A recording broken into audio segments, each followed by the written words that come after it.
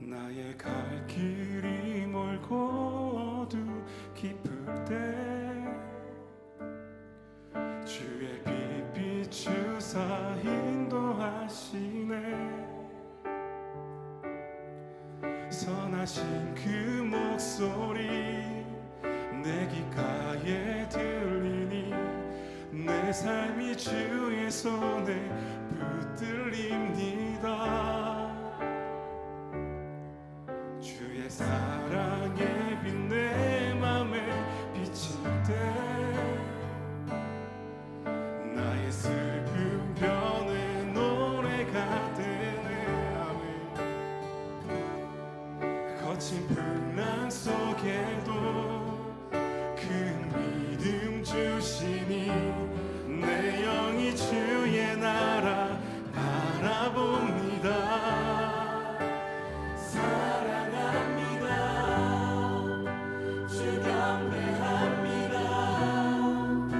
주 앞에 엎드려 내 혹합을 깨뜨리네. 주 나의 모든 것. 내 삶의 눈물 흘릴 때도 존귀한 주의 이름 내 기쁨 됩니다. 의지합니다. 날 받으옵소서. 어두운 밤 지나 밝은 아침에 주의 얼굴 배우리. 선하신 나의 목자 내게 부족함 없네. 주의 길을 따라 늘 함께 걷겠네.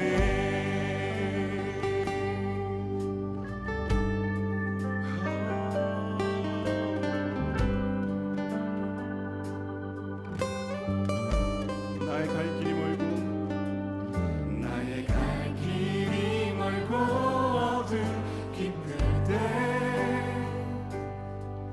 주의 빛 비추사 인도하시네. 선하신 그 목소리 내 귓가에 들리니 내 삶이 주의 손에 붙들립니다. 주의 사랑의 빛, 주의 사랑의 빛 내 맘에 비칠 때 나의 슬픔 변해, 나의 슬픔 변해 노래가 되네.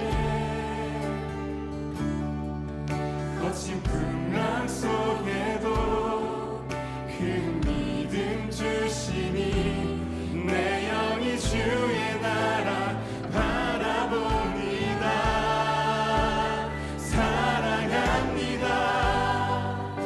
주 경배합니다. 주 앞에 엎드려 내 혹합을 깨뜨리네. 주 나의 모든 것. 내 삶의 눈물 흘릴 때도 존귀한 주의 이름 내 기쁨 됩니다. 의지합니다. 날 받으옵소서. 어두운 밤 지나 밝은 아침에 주의 얼굴 배우리. 선하신 나의 목자 내게 부족함 없네. 주의 길을 따라 늘 함께 고백하십시다. 사랑합니다. 주 경배합니다. 주 앞에 엎드려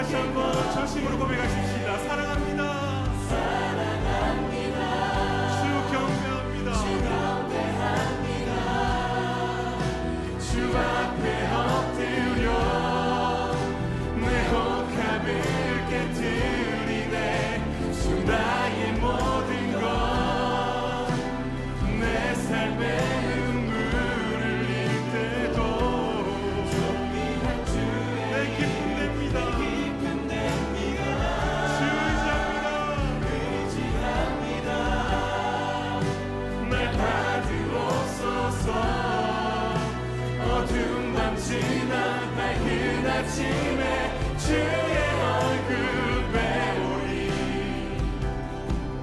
선하신 나의 목자 내게 부족함 없네 주의 길을 따라 늘 함께 걷겠네 선하신 목자 선하신 나의 목자 내게 부족함 없네 주의 길을 따라 늘 함께 걷겠네 선하신 목자 선하신 나의 목자 내게 부족함 없네 주의 길을 따라 늘 함께 걷겠네 사랑합니다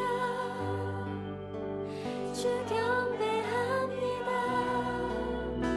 주 앞에 엎드려 내 옥합을 깨뜨리네 주 나의 모든 것 내 삶의 눈물을 흘릴 때도 존귀한 주의 이름 내 기쁨 됩니다 회지합니다 회지합니다 날 받아옵소서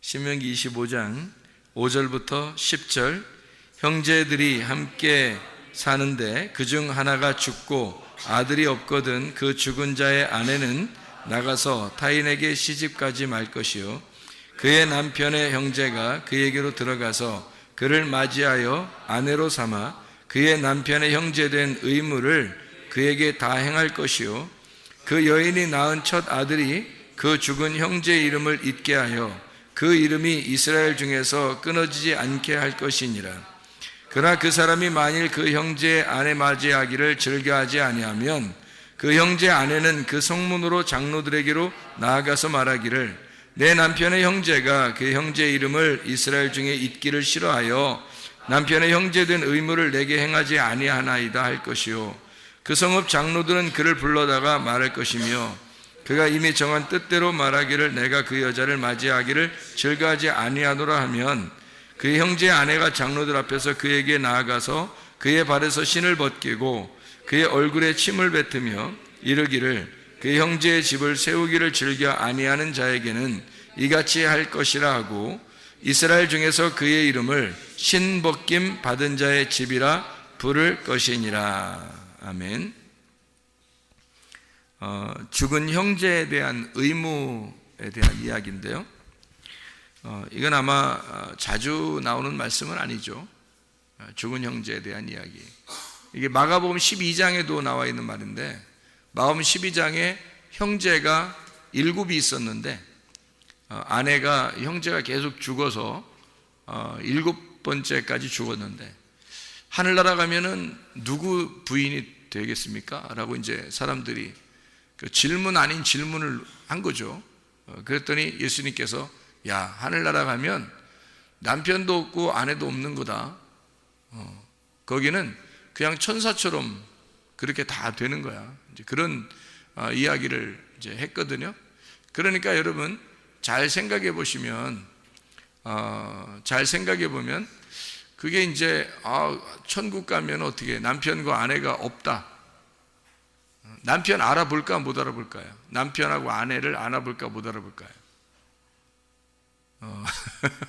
모르지 뭐 가봐야 알지 뭐 알아볼지 안 알아볼지는 가봐야 아는 거죠. 근데 이제 혼이 가기 때문에 아마 알아볼 수도 있어요. 혼이 가기 때문에 혼이 그 사람이잖아요. 그런데 이제 거기서는 아무도 장가가는 사람 없고 시집가는 사람 없다고 그렇게 얘기한 거죠. 이제 천사처럼 변한다는 거예요. 천사처럼 변한다는 말은 천사가 뭐예요? 천사가 무슨 뭐를 나타내는 거예요? 성경의 천사는?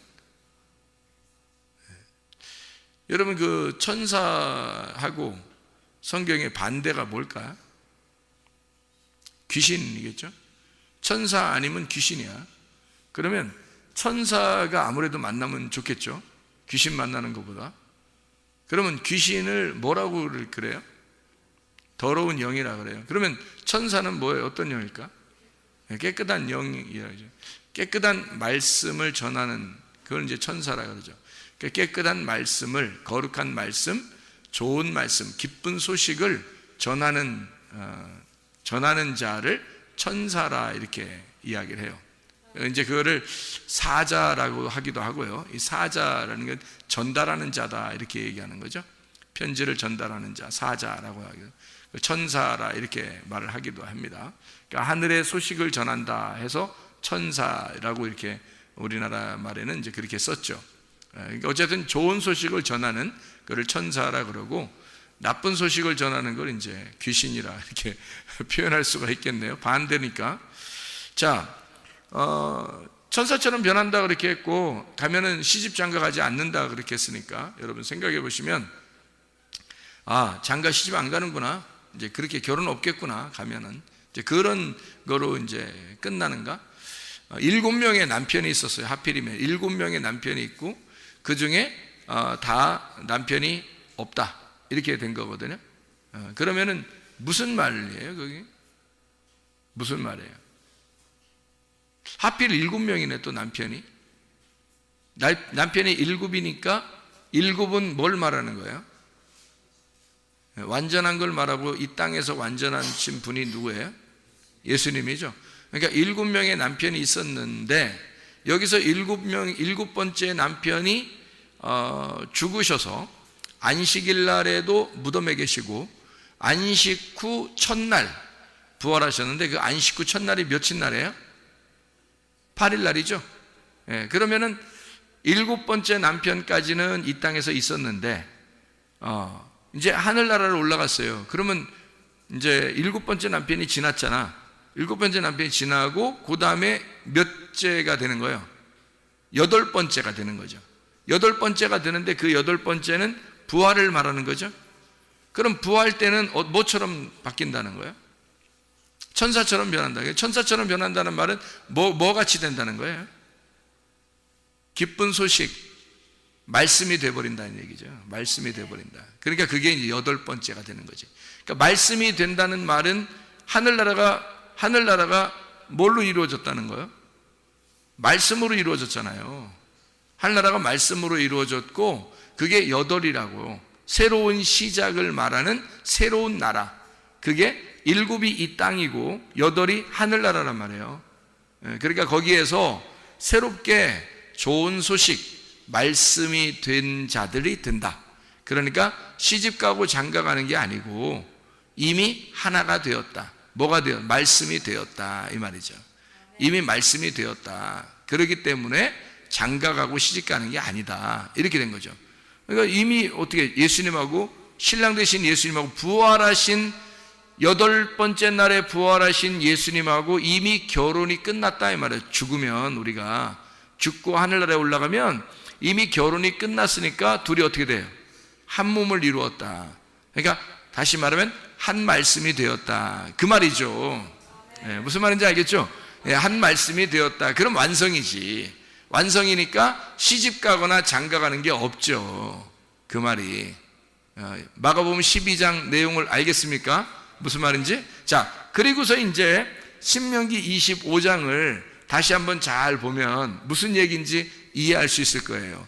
신명기 25장의 말씀을 한번 잘 봐봐요. 무슨 내용이에요? 여기는 죽은 형제가 있어요. 그러면 그 아내가 다른 데 시집가지 말고 그 동생이 그 아내를 맞이해서 그 아내로 삼아라. 참, 그 형제가 있는 집안엔 참 이거 남사스러운 얘기죠. 이게 지금 그렇죠? 남사스러운 얘기입니다.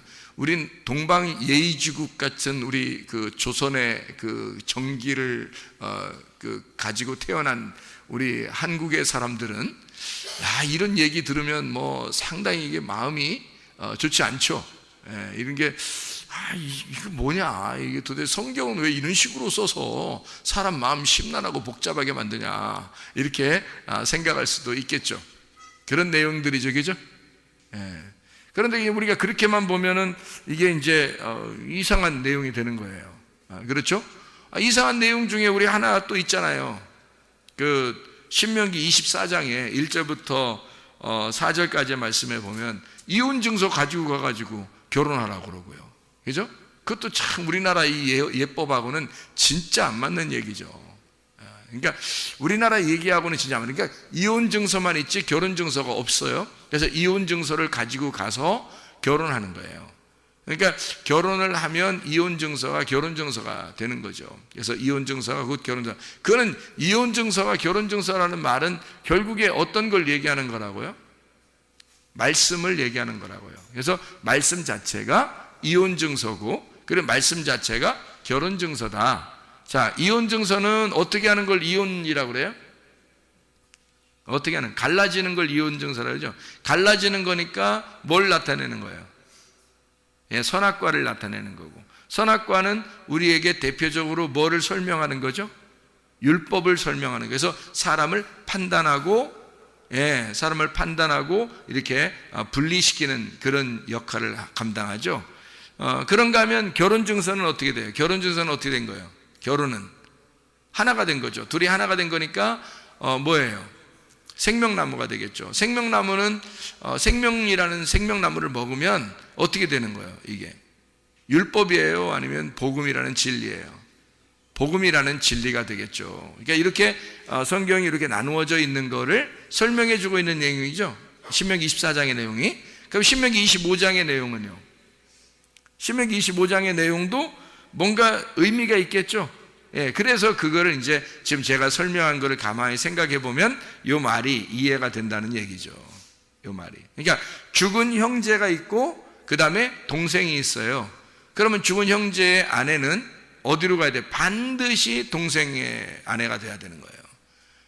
딴 데로 가면 안 된다는 거예요. 동생이 있는데도 딴 데로 가면 큰일 납니다. 법이 안 되니까, 법적으로 안 되는 거예요. 그러면 법적으로 왜 이렇게 이걸 딱 막아놨을까? 이 내용을 굉장히 중요한 의미니까 여기다 넣는 거거든요. 율법적으로 이건 꼭 지켜야 된다라고 이야기한 거예요. 근데 우리 동방예의지국에서는 이런 게 남사스러운 얘기라고요.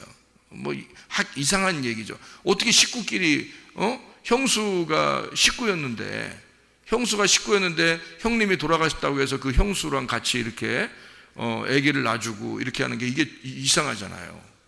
그러니까 이게 뭔가 이상한 얘기들란 말이에요. 그런 얘기가 아니고, 그런 얘기가 아니죠. 그런 얘기 아니니까 써놨지. 그런 얘기였으면 이거 뭐 글자로만 보면 이제 이거 놓고서 이제 뭐 또 봐라 이렇게 하지 않았느냐, 뭐 우리 기독교인들도 이렇게 해야 된다 이러면 어떻게 해? 큰일 나지. 이게 뭐 이상한 얘기가 되잖아요.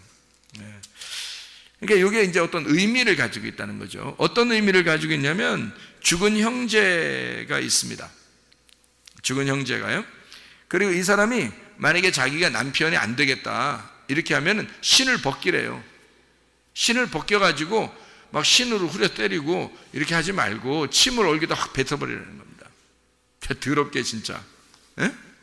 야, 이 더러운 놈아 이러면서 침을 확 뱉어버리고 그러는 거예요. 그러니까 신 벗기고 침 확 뱉어. 침을 뱉으면요 저주받았다는 얘기거든요. 이게. 침을 뱉으면. 그러니까 축복을 해야 되는데 저주를 내려버리는 겁니다. 저주를 내려버리면 어떻게 되는 거예요? 저주를 내려버리면 축복이 아니라 저주를 내려버리면 어떻게 될까요? 씨가 안 생기는 거죠. 씨가. 그러니까 침을 탁 뱉고 그 신발 확 뺏어 놓고 이렇게 하라는 거예요. 그러면 신발 벗겨졌다? 이 말은 무슨 말일까? 그러면 신발 벗겨졌다. 신 벗기운 자의 집이다 라고 이렇게 부르래요.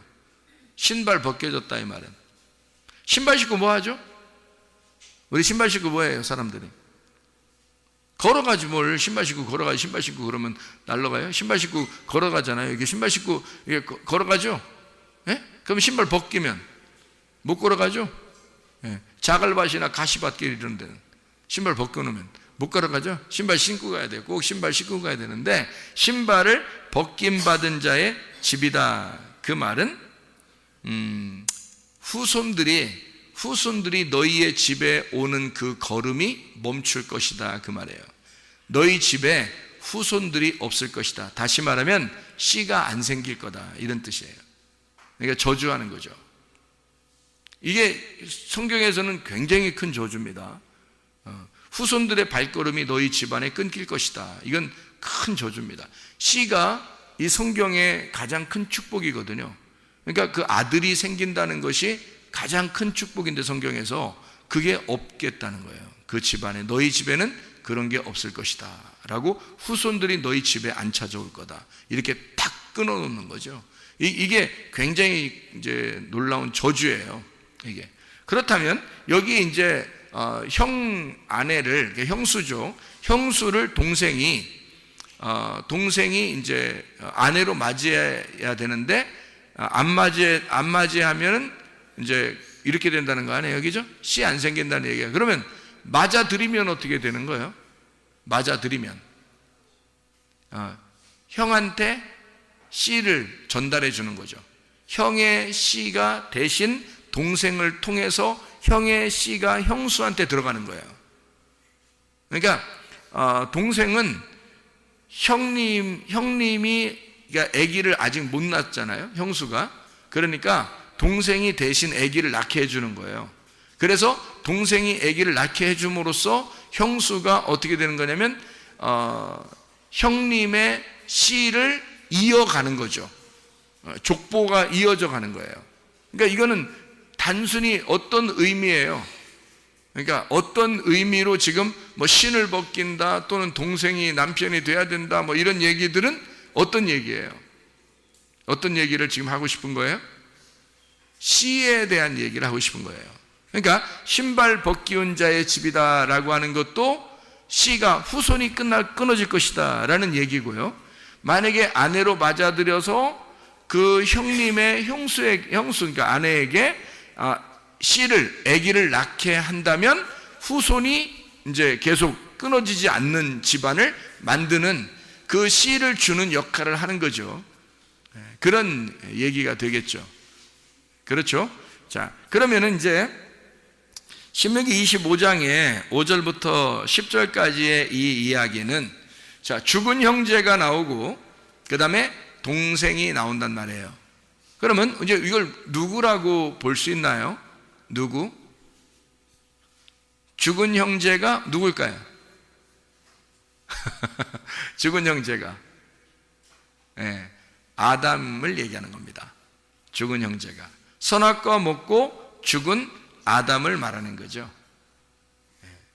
그러니까 그 아담에게서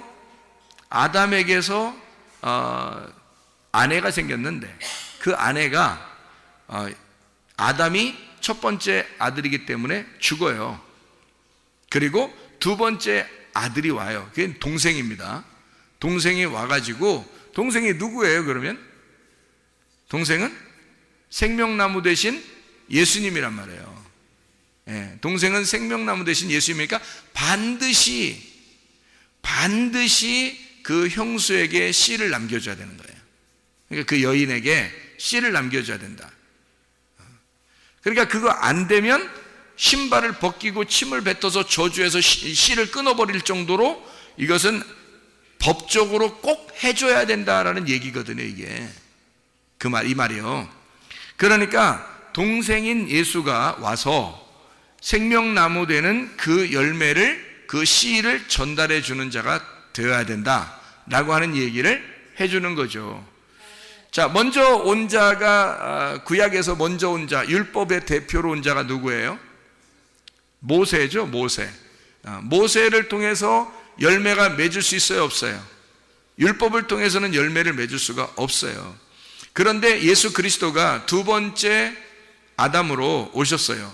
그래서 모세가 첫 번째 율법, 두 번째 예수가 오셔서 진리의 복음으로 오셔가지고, 이 예수님이 오신 것이 뭐 색다른 걸 얘기하려고 그런 거예요? 아니면 원래 율법을 잘 해석해 주는 거예요? 율법을 잘 해석해 줌으로써 율법이라는 밭에다가 보화를 발견하게 한 거죠. 예수 그리스도가. 그러니까 율법은 밭이나 마찬가지라고요. 그냥 밭만 있으면 씨가 안 생기죠. 밭만 있으면 씨가 안 생겨요. 그러니까 이거는 죽은 것과 같은 거라고, 죽은 형제와 같다고. 만약에 밭만 있으면 죽은 형제와 같은 거죠. 그런데 거기에 씨가 심겨지면요, 거기에 보화가 심겨지면 이거는 보화가 있는 밭이 되는 거예요. 그러니까 보화를 어디서 발견해요? 그 밭에서 발견하는 거라고요. 그 보화가 그 밭에 뭐예요? 보화가 그 밭에 뭐예요? 씨죠. 그러니까 보화가 밭에 씨니까 씨를 발견하면 밭이 족보를 이어가는, 후손을 이어가는 거란 말이에요. 무슨 말인지 알겠죠? 그러니까 형님이 죽으면 동생이 그 아내를 취하여다가 씨를 전달해 주는 것이다. 그 동생이 누구라고요? 예수님이라고. 예수님이 오셔서 그 모세를 대신하여 복음의 진리로 우리에게 열매를 맺게 한다는 얘기고요. 첫 번째 아담을 위하여 두 번째 아담이신 예수가 오셔서 우리에게 씨를 전달하시기 위해서 오셨다. 우리를 살려주시기 위해서 오셨다. 그러니까 하나님은 우리에게 결코 우리를 죽이자고 하는 거예요? 후손을 남기는 살리자고 하는 겁니까? 살리자고 하는 겁니다. 반드시 그렇게 안 하면 신벗기운 자가 될 것이다. 그래서 반드시 해야 된다. 법적으로 이건 정해진 거다라고 하는 거죠. 우리에게 예전에 우리가 태어날 때에 우리의 삶에서는 그리스도의 씨앗이 우리 속에 심겨지지 못하죠. 그런데 예수를 만나고 나니까, 예수를 만나니까 내 죽었던 내 몸에 드디어 생명이 솟아나기 시작한다는 거죠. 드디어 살아나기 시작한다는 겁니다. 그게 누구 때문에? 누구의 씨예요? 예수의 씨라고요. 예수의 씨가, 말씀이 우리에게 들어옴으로써, 이게 예수의 씨가 우리에게 들어옴으로써 내가 예전에 처음에 태어났던 것이 뭐가 되는 거예요? 의미가 되는 거예요. 내가 원래 죽은 자로 태어났는데 근데 예수의 씨가 내 속에 심겨짐으로써 의미가 되었다. 나의 삶은 의미가 되었다. 이 말이죠. 원래 무의미한, 의미 없는 자로 내가 태어났는데, 인간으로 의미 없는 자로 태어났는데 예수를 만나니까 의미 있는 자가 되었다. 그 말이죠. 죽은 자로 태어났더니 살아있는 자가 되었다. 내 몸에 씨가 들어왔다. 그래서 나를 생명이 있는 자로 만들더라. 누가? 예수 그리스도가. 예수 그리스도가 여러분에 오시면 씨 있는 자로 만들어서 생명을 전달하니까 죽은 자가 살아난다는 것입니다. 죽었던 내가 하나님의 말씀을 들음으로 살아나게 된다. 그 말이에요. 하나님의 말씀이 여러분 속에 임하면 뭐가 좋은가? 여러분을 생명으로 이끕니다. 죽었던 나를 생명으로 인도하는 것은 하나님의 말씀밖에 없어요. 그 말씀이 씨앗이고 그 씨앗이 생명이고 그 씨앗이 보호하기 때문에 그것이 없이는 밭 자체는 죽은 거라고요. 우리 자신들이 아무것도 의미가 없다고. 아무 의미 없는 내가 예수를 만나니까 의미가 되었다. 얼마나 아름다운 이야기입니까? 그렇죠? 자, 요한복음 2장 14절에 보면은 성전 청결에 대한 이야기가 나오거든요. 요한복음 2장 14절, 예수님이 곧 성전이라고 그렇게 하는데, 신명기 14장을 한번 봐봐요. 신명기 14장 25절을 보면 이렇게 되어 있습니다. 신명기 14장 25절을 보면 뭐라고 되어 있냐면, 그것을 돈으로 바꾸어 그 돈을 쌓아가지고 네 하나님 여호와께서 택하신 곳으로 가서, 이렇게 되어 있거든요. 그러면 요한복음 2장 14절을 봐봐요. 요한복음 2장 14절을 한번 여러분이 한번 보면요, 이렇게 되어 있습니다. 요한복음 2장 14절에 보면 이렇게 되어 있어요. 성전 안에서 소와 양과 비둘기 파는 사람들과 돈 바꾸는 사람들이 앉아있는 것을 보시고 채찍을 만들어서 후드로 패버렸다. 이제 그 이후의 얘기는 그런 얘기예요. 근데 여기 이제 신명기 14장에 25절에 보면 무슨 얘기가 나와 있어요? 분명히 돈을 가지고 가서 동물들을 사라고 그랬어요. 그러니까 신명기 14장 25절 26절에 보면요, 돈을 가지고 가서 동물을 사가지고 제사를 드려라, 이렇게 얘기가 나왔다고요. 이미 쓰여 있는 거예요. 쓰여 있기 때문에 사람들이 그래 한 거예요. 그럼 왜 예수님은 이렇게 쓰여 있는 얘기대로 했는데 왜 예수님은 막 노끈으로 채찍을 만들어 가지고 막 때리면서 나가라고 그랬을까요? 왜 그런 거예요? 예? 이유가 딱 한 가지잖아요. 이유가 딱 한 가지. 분명히 사라고 했어요. 사서 제사를 드려 있으니까 사람들은 좋은 거 있잖아요. 아주 그 품질이 좋은 거를 갖다 팔았단 말이에요. 제사들, 어쨌든 제사 드려야 되니까 오랫동안 걸어오고 뭐 이렇게 여행 오고 그러다 보면 중간에 막 죽기도 하고 다리가 부러지기도 하고 뭐 이렇게 사고 나기도 하고 그러니까 이 양들을 못 드린단 말이에요. 양이나 소를 잘못하면. 그래서 그거를 먹이면서 막 가지고 오면 그게 더 비싸죠.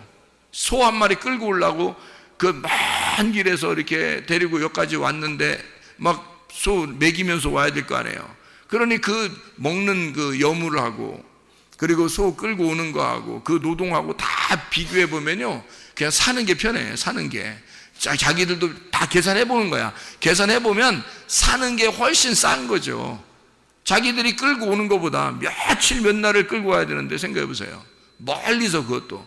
그때 이제 와서 이제 보면은 합격, 불합격을 이렇게 내거든요. 제사장들이 거기 이제 앉아 있는 사람들이요, 합격, 불합격이 내요.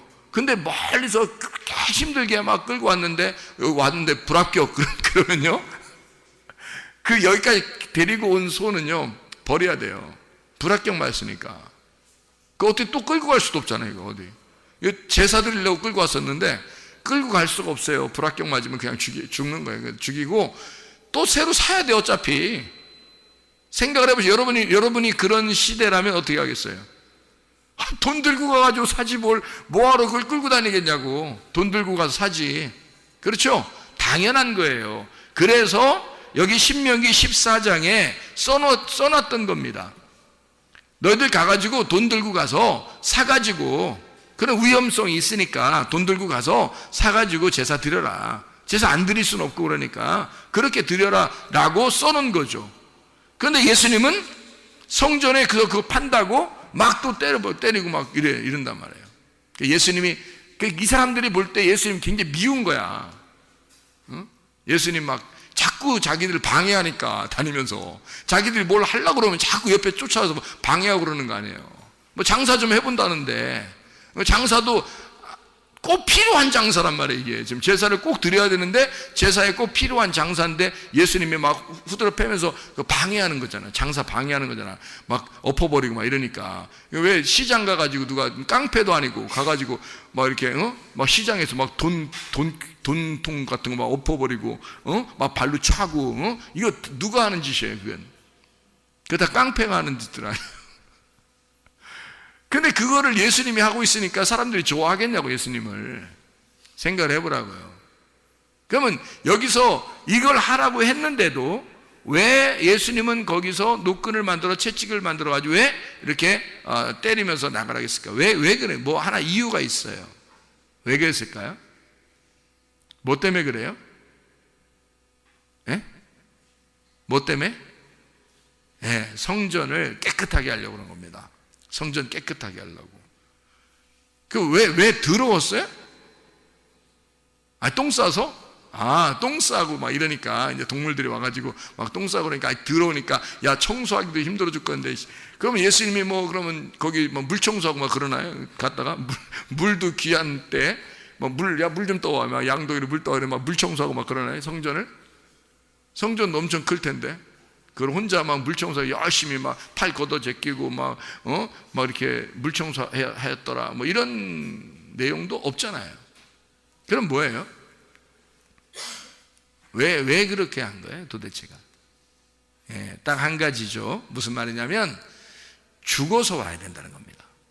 죽은 것만 들어와야 된다는 거예요. 근데 살아있다는 거예요. 이게 다 살아있으니까 안 된다는 거예요.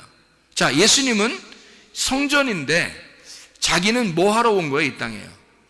너희들 이제까지 제사 드릴 때 제사를 산 거를 드리라는 거 성경에 있어요? 없죠. 제사는 구약의 모든 시대에 다 죽여서 드리는 겁니다. 다 죽여서. 그러면 예수님이 자기가 와가지고는 지금 그 죽여서 너희들이 이제까지 동물을 죽여서 하나님 앞에 드리는 모든 제사는 누구를 얘기하려고 했던 거예요? 자기를 얘기하는 거거든요. 예수님을 얘기하는 건데 살아서 데리고 들어왔단 말이에요. 살아서 데리고 들어왔단 말이야. 그러면 예수님하고 안 맞는 거죠. 그러니까 이건 죽어서 들어와야 되는데 살아서 들어온 거야. 그러니 안 맞는 거잖아. 그래서 이거를 쫓아낸 거죠. 쫓아내가지고 어떻게 한 거예요? 쫓아낸 이 사람들이 그러면 동물들 끌고 있잖아요. 동물들을 뭐 소하고 양하고 다시 막 이게 쫓겨났잖아요. 비둘기 같은 거 막 이렇게 막 날아다니니까 막 그것도 잡아가지고 또 돈 흩어진 거 그거 이제 주워서 이제 나옵니다. 그렇죠? 나와요. 이렇게 들고 나오죠. 나와서 그 다음에 다시 제사를 드리러 가요? 아니면 그냥 집에 갈까요? 그냥 다시 제사를 드리겠죠. 다시 제사를 드릴 때는 이제 어떻게 하고 들어올까요? 죽여서 들어오는 거죠. 그러니까 이거죠. 살아서 들어온 놈은 안 된다. 그래서 내쫓아버려요. 그리고 죽여서 다시 들어와라는 거예요. 그러니까 예수님이 그 사람들 무슨 깡패처럼 막 장사 뒤집어 엎으려고 꼭 그런 게 아니라, 자, 살아서 온 놈은 자, 나가라 이거야. 일단 나가라 이거야. 나가고 죽어서 들어오라는 얘기죠. 여러분, 죽어서 들어오라는 얘기야. 자, 교회는 어떤 사람이 들어와야 되는 거예요? 죽은 자가 들어오는 거예요. 죽은 자가 들어오면 누굴 만나? 예, 유일한 생명을 가지신 예수를 만나는 곳이 교회란 말이에요. 그게 성전이라고. 그러니까 첫 번째 남편이 죽어서 동생이 그 유업을 이어받아야 된단 말이에요.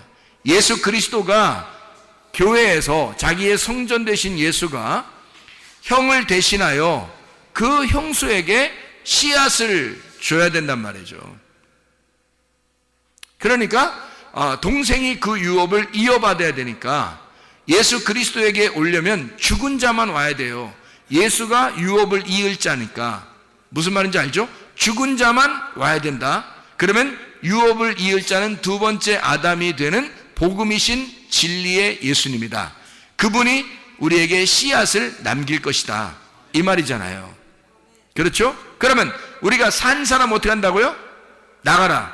산 사람은 나가라. 죽은 사람은 들어와라. 그 말이잖아요. 그렇죠? 그러니까 교회는 어떤 사람이 들어와야 되는 거예요? 죽은 사람이 들어오라는 거예요. 자, 마음 심령이 거지가 돼서 막 가슴이 너덜너덜해진 사람, 마음이 막 찢어진 사람, 이 사람들 어떻게 돼? 교회에 오면 위로를 받겠죠.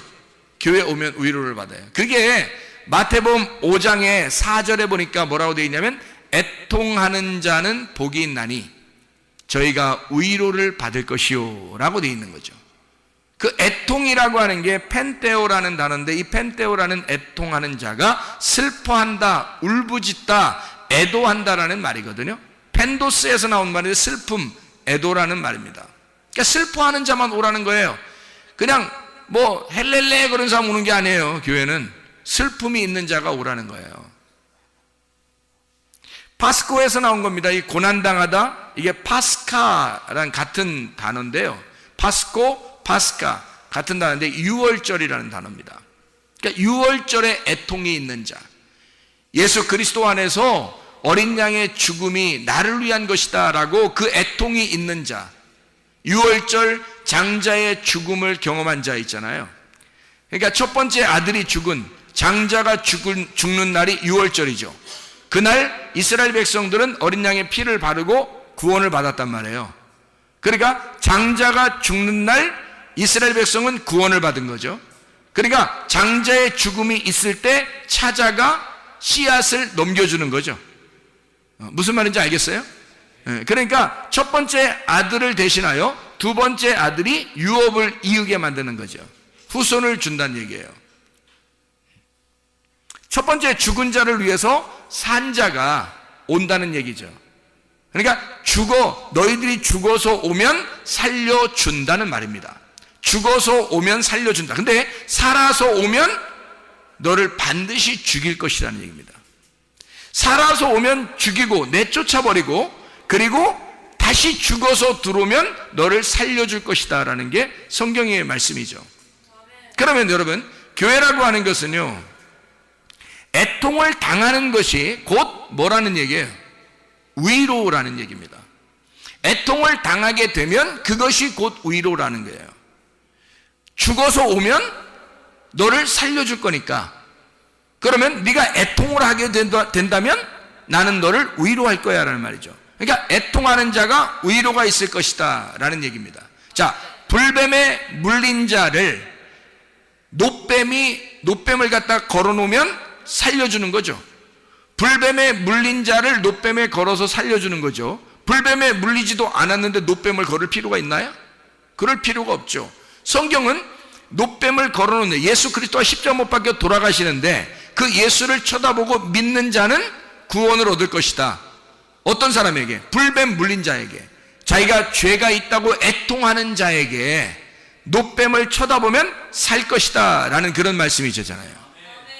그러니까 여러분과 저는요, 교회에 오는 것이 어떻게 오는 거라고요? 뭐 때문에 오는 거라고요?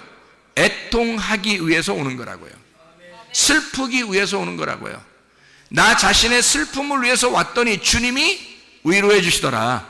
내가 죽어서 왔더니 주님이 살려주시더라 그 말이죠. 내가 병들어 왔더니 주님이 치료해 주시더라 그 말이에요. 내가 문제가 있어서 왔더니 주님이 문제 해결자이시더라 이 말입니다. 그러니까 교회에 오는 사람들은 어떤 사람만 와야 된다는 거예요?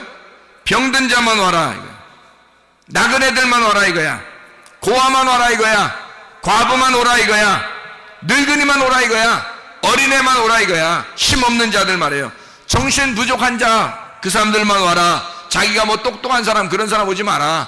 정신 부족한 자가 와서 멘탈이 붕괴된 거죠. 멘탈 붕괴된 자가 와라 이거야. 정신 똑바른 사람들이 오면은 내보내. 그래서 멘탈 붕괴시키고 다시 들어오란 말이에요. 멘탈 붕괴됐습니다. 나 하나님, 나 멘탈이 붕괴됐어요 라고 오면은 그 사람들 온전하게, 정신 온전하게 만들어주는 곳이 주님 만나는 곳이라는 거죠. 그러니까 그런 사람들, 누가 오는 거예요? 그러니까 연약한 자가 오라는 거야. 온전치 못한 자가 오라는 거야. 가정이 온전치 못한 자가 오라는 거야. 자기가 바리새인이라고 깨닫고 자기가 환자라고, 자기 정신이 멘탈이 붕괴된 자라고, 나는 부족한 자라고 하는 사람들이 오라는 거예요 교회에. 그러면 주님께서 채워주시겠다는 거 아닙니까?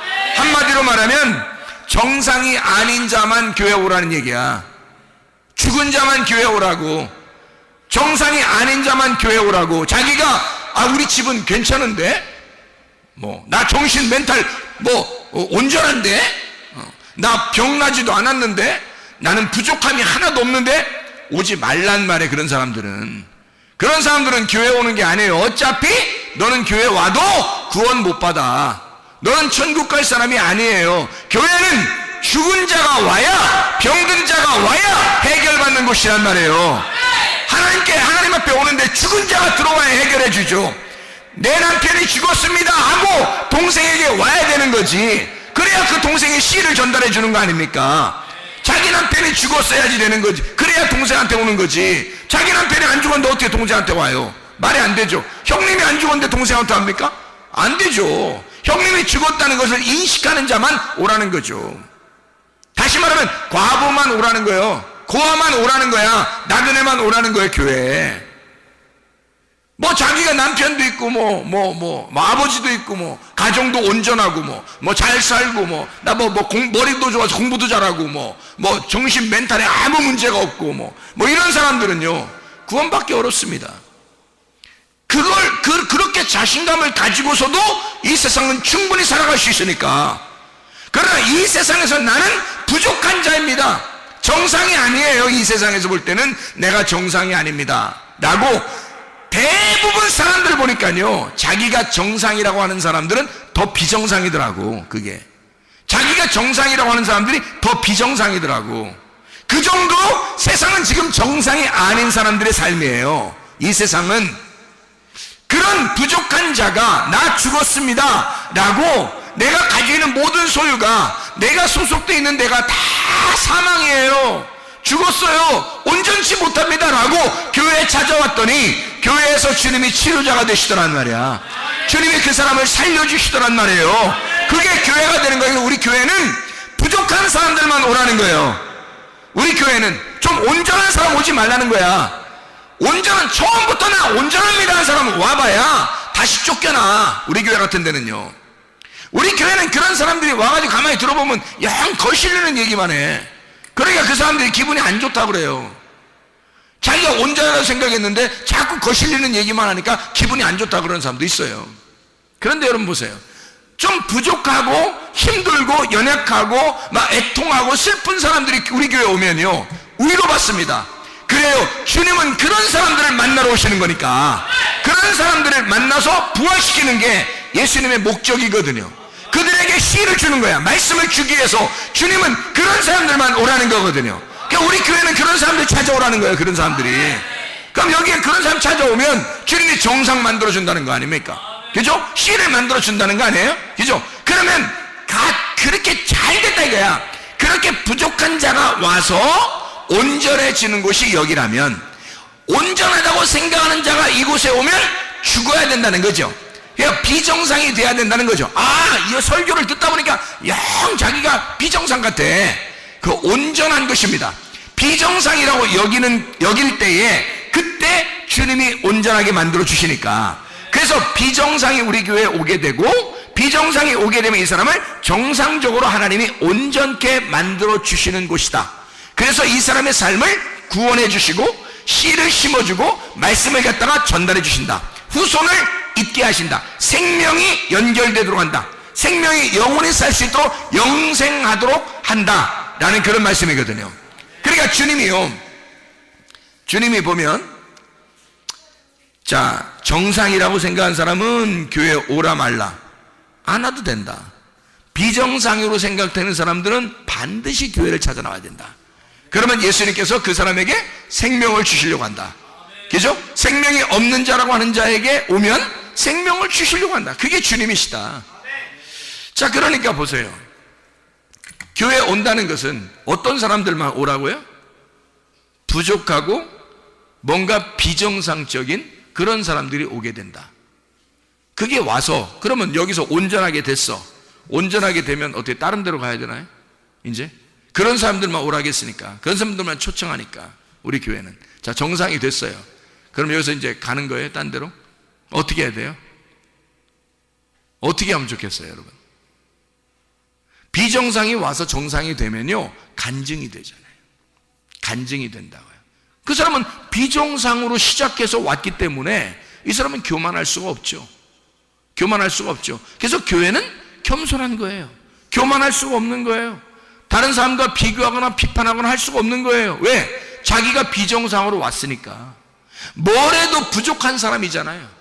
뭐 중독 걸린 사람이 있는가 하면, 정신적인 멘탈이 붕괴된 사람이 오는가 하면, 진짜 병자가 오는가 하면, 과부나 고아나 나그네가 오는가 하면, 뭔가 잘못된 사람들이 오게 되면 이 사람들이 그런 상태에 왔다가 예수를 만나서 온전케 되는 거예요. 그럼 온전케 되면 어떻게 돼요? 그러면 여기서 간증거리가 되는 거죠. 내가 옛날에 이랬는데요, 지금은요 이렇습니다 라고 간증할 거 아니겠어요? 그런 삶을 사는 게 교회예요. 그런 간증의 삶을 사는 곳이 교회라고요. 근데 처음부터 정상이라고 자기가 생각된 사람이 교회 오면 그 사람 어떻게 해요? 예수님께서 너 살아서 왔구나, 노끈으로 채찍을 만들어서 때려버립니다. 나가라고. 너 살아서 왔구나. 죽어서 와야 돼.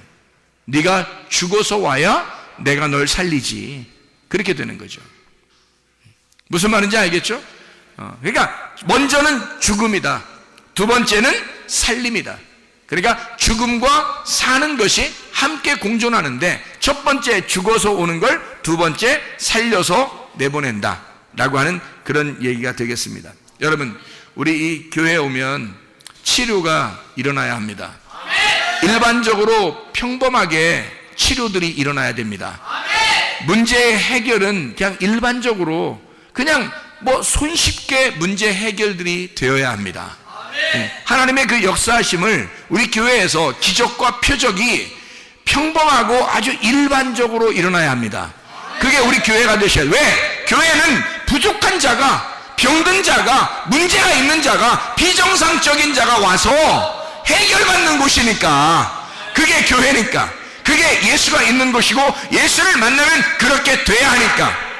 오늘 이 밤에 여러분이 문제가 있으면 자기의 부족한 점들을 하나님 앞에 내놓고 기도하시기를 바랍니다.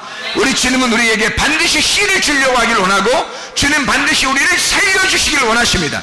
나 죽었습니다 라고 하는 자에게 주님은 반드시 후손을 있게 하고 그 사람을 생명을 주어서 영원한 생명을 주시기를 원하시는 주님이시란 말이에요. 우리 한번 기도하겠습니다. 기도할 때 우리 하나님, 내가 이런 사람입니다. 내가 이런 사람입니다. 내가 이런 부족한 사람입니다. 그러나 우리 하나님, 나를 치료해 주십시오. 나를 문제를 해결해 주십시오. 나를 건져 주십시오. 우리 한번 기도합니다.